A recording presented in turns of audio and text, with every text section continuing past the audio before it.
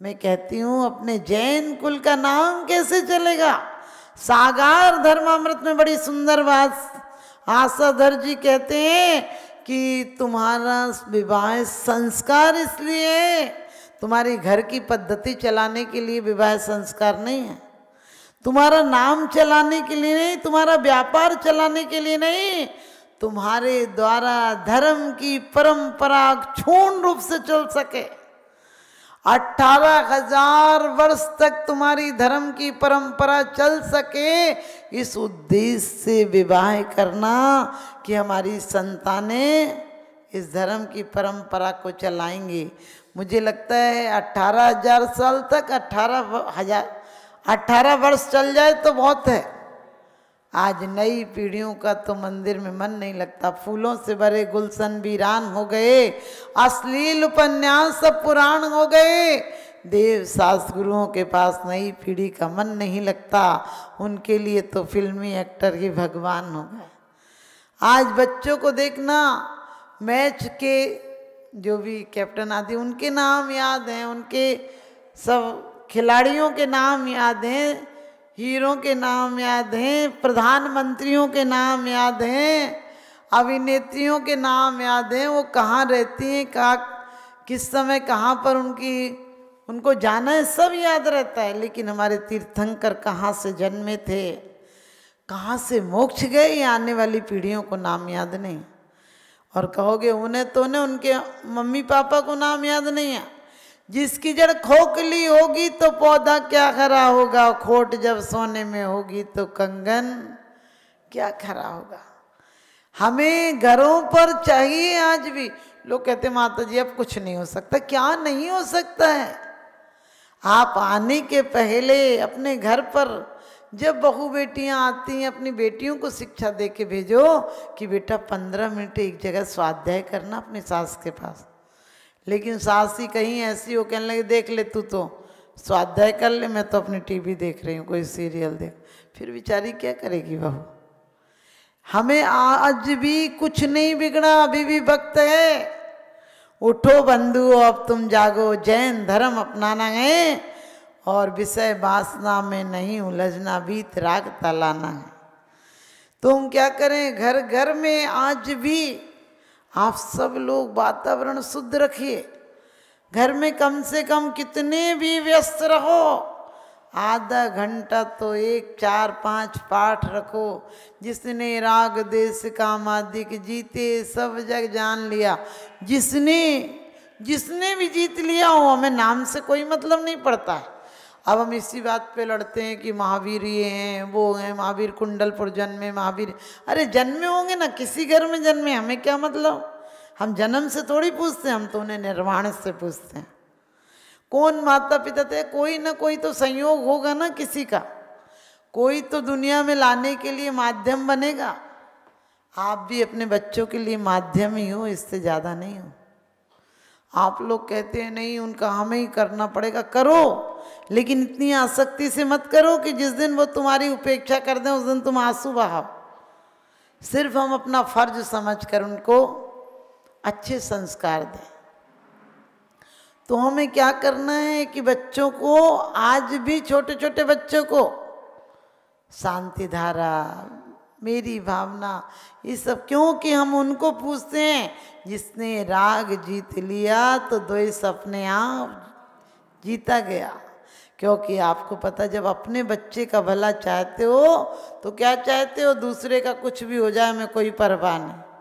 अभी हिंदुस्तान और पाकिस्तान की लड़ाई होगी तो हिंदुस्तान का भला चाहोगे, और हिंदुस्तान में यदि हिंदू मुस्लिम की लड़ाई होगी तो हिंदुओं का भला चाहोगे, और हिंदू और जैन की होगी तो जैन का भला चाहोगे, और जैन में होगी तो अपनी तरफ वालों का भला चाहोगे, और अपने अपने घर में भी लड़ाई होगी तो फिर अपने बच्चे और अपने पति का भला चाहोगे, और पति और तुम में लड़ाई हो जाए तो फिर अपना भला चाहोगे, और अपने भले में भी यदि तुम्हारी सिर और पैर की लड़ाई हो जाए तो फिर किसका भला चाहोगे, सिर का भला चाहोगे। सिर और पैर में से दो में से एक बचे तो किसको बचाओगे, सिर को बचाओगे, ये सर किसी एक को दो, ये सर किसी नेक को दो, ये सड़ा नरियल नहीं कि जहाँ चाहे टेक दो।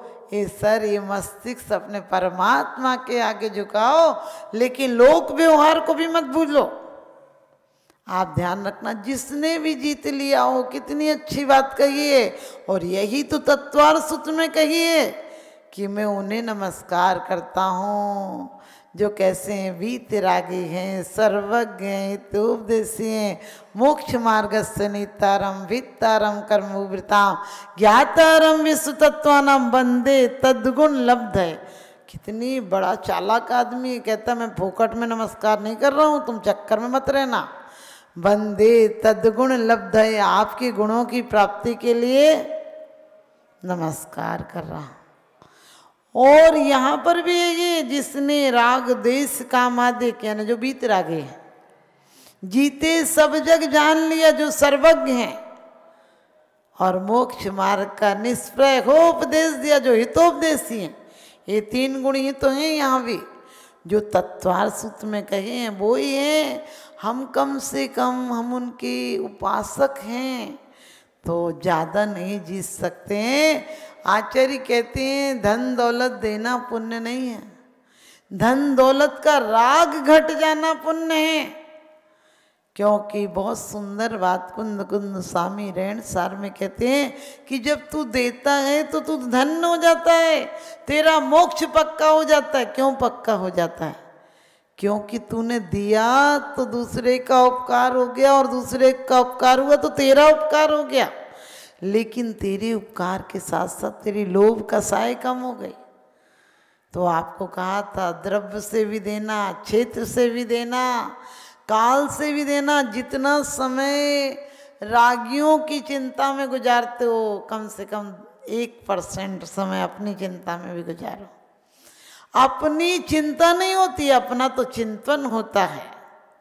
चिंतन का मतलब मैं कौन हूँ, कहाँ से अब आ रहा हूँ, जाना कहाँ किधर को, अब जा रहा हूँ, ऐसा विचार यदि तू करता जो प्राणी, कैसे तुझे न फिल मिले वह मुक्ति रानी। तो राग द्वेष हमें जब तीव्र राग आए, क्यों कहा है आचार्य ने, राग आग दहे सदा ताते समामृत से ये, चिर भजे विषय कसाए अब तो त्याग निज पद भेये।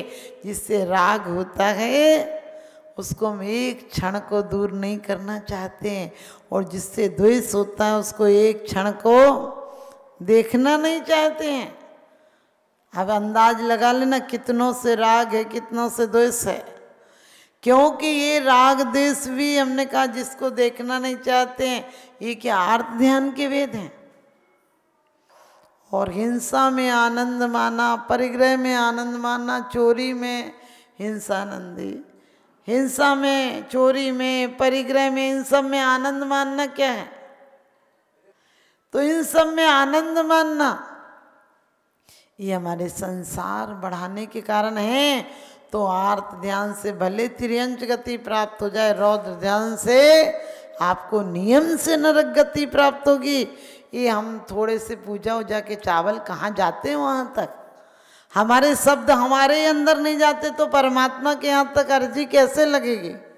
एक भील कन्या यदि बाहर से भी नमस्कार करके चली जाती है, अगले भव में सुखमाल सुकुशल हो जाती है।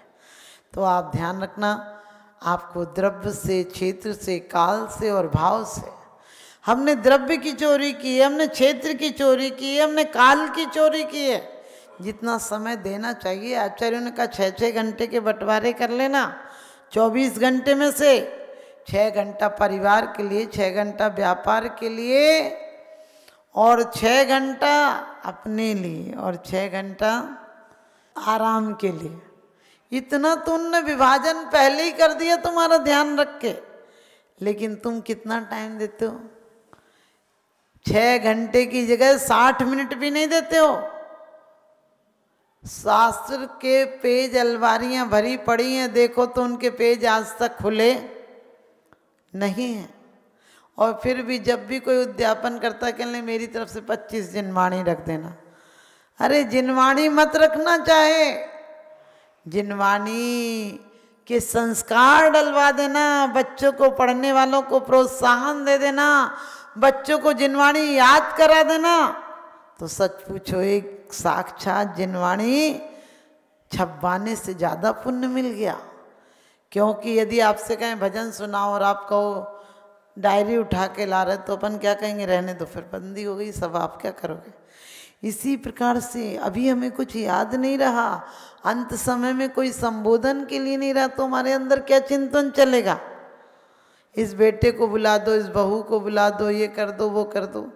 एक औरत दिन भर लड़ती थी, बहुत खराब थी, बहुत पैसे का गरूर था, 4 बहुएं थीं और 3 बहुएं तो सास से परेशान होकर घर चली गईं, अपने पीहर चली गईं। छोटी वाली थी, उसके तो कोई भाई पिताजी आदि नहीं थे, तो बोली मैं तो यहीं रहूँगी।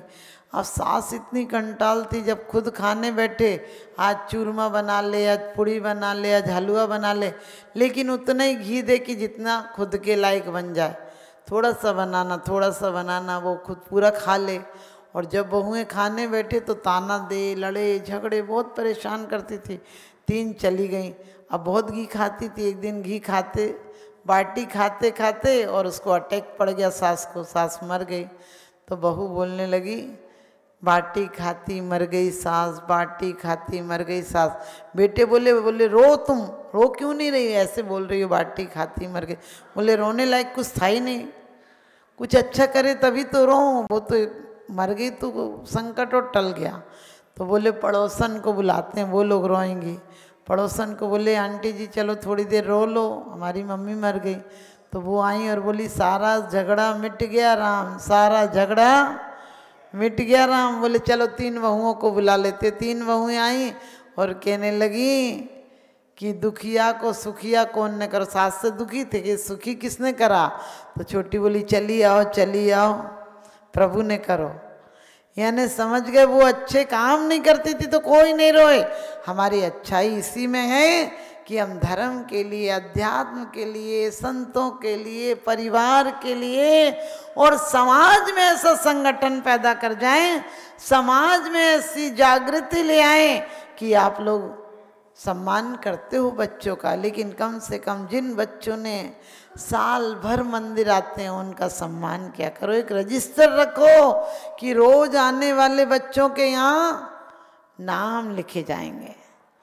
और ठीक है, कोई ऐसा बच्चे और बच्चियों में थोड़े से दिन का आप अंतर रखिए और उसके साथ साथ रखिए कि हमारे 10 पार्ट का सिलेबस, और इसको 1 साल में जो याद करके सुनाएगा उसे अच्छे से अच्छे पुरस्कार दो। ये मंदिर ज़्यादा दिन टिकने वाले नहीं है, इनमें जितने चाहे सोना चांदी लगा देना और 1000 कलश बनवा देना।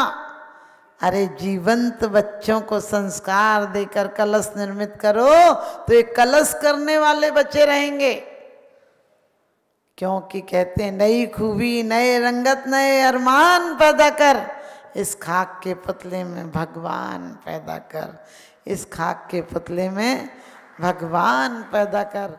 मैं माता जी को बधाई दूंगा कि आपने एक आंवला क्षेत्र में एक गौशाला का जो आपने वहाँ पे संकल्प करवाया है, मैं माता जी को बता दूं कि आज वो गौशाला पिछले 2 महीने से वहाँ पर अब कोई भी गाय की अवसान नहीं हुआ है। पहले जहाँ 3-4 गाय पर डे उसमें ख़त्म हो जाती थी, 40 गाय 50 गाय मर जाती थी। अब पिछले 2 महीनों में जब से आपने उसमें संरक्षण दिया है तब से वहाँ पर शायद 5-6 गाय भी नहीं हो पाई हैं।